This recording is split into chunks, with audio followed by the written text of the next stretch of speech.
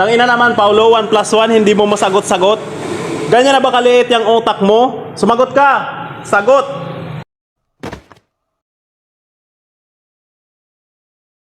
Small brain. Ew. Sana all. Bobo.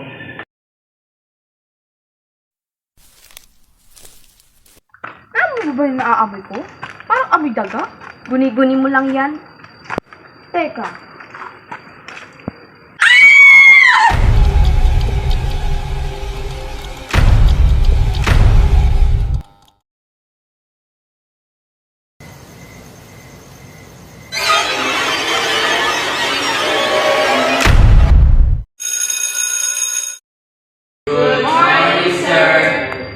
Good morning class, ako inyong bagong math teachers. Ngayon, sasabihin ko ang bagong rules at regulations sa klase ko.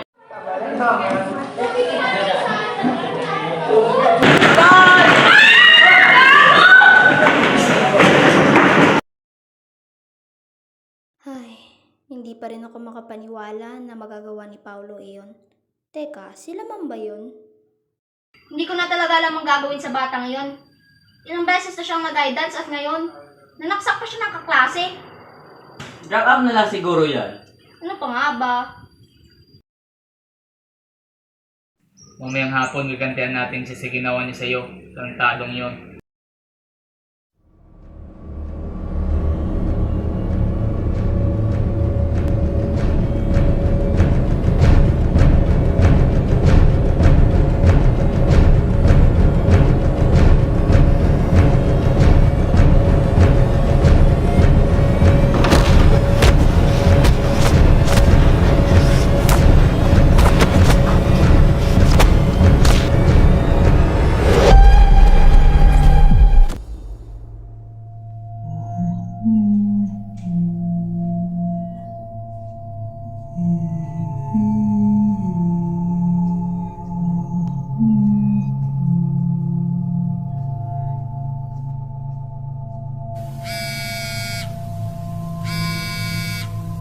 Asan ka? Ba't wala ka pa? Pauwi na po, Nay. Sige, bilisan mo. Opo, pauwi na po.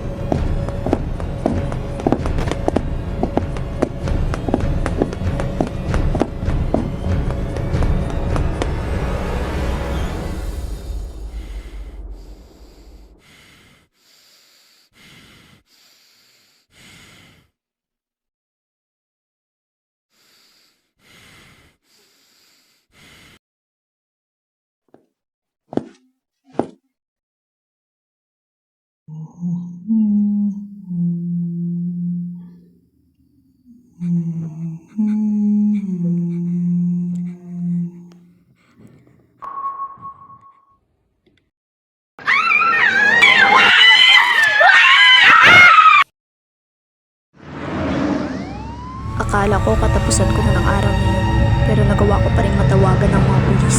Dumating nga sila. Noong araw na yun, doon ko din nalaman na ang lalaking iyon ay walang iba kundi si Paulo.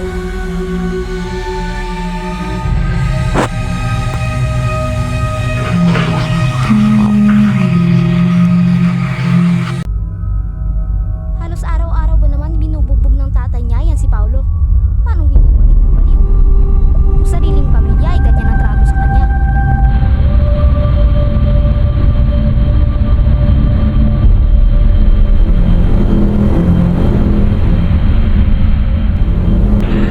Saan na nang galing? Ay.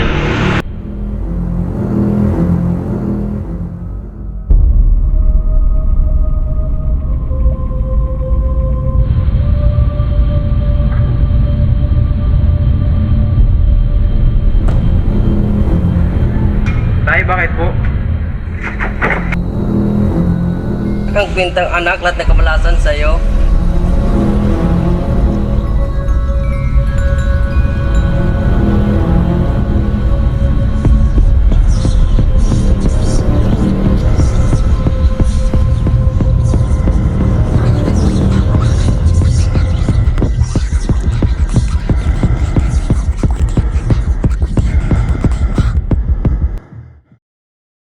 Mahigit ilang taon na ang nakalipas matapos ang insidenteng iyon. At ngayon ay isa na akong ganap na guro. At andito pa rin ako sa paaralan kung saan nangyari ang pinakamasamang naranasan ko sa buhay. Santos, Present! Watson, Present. Asyong. And that's all for today. Goodbye, class. Goodbye, ma'am.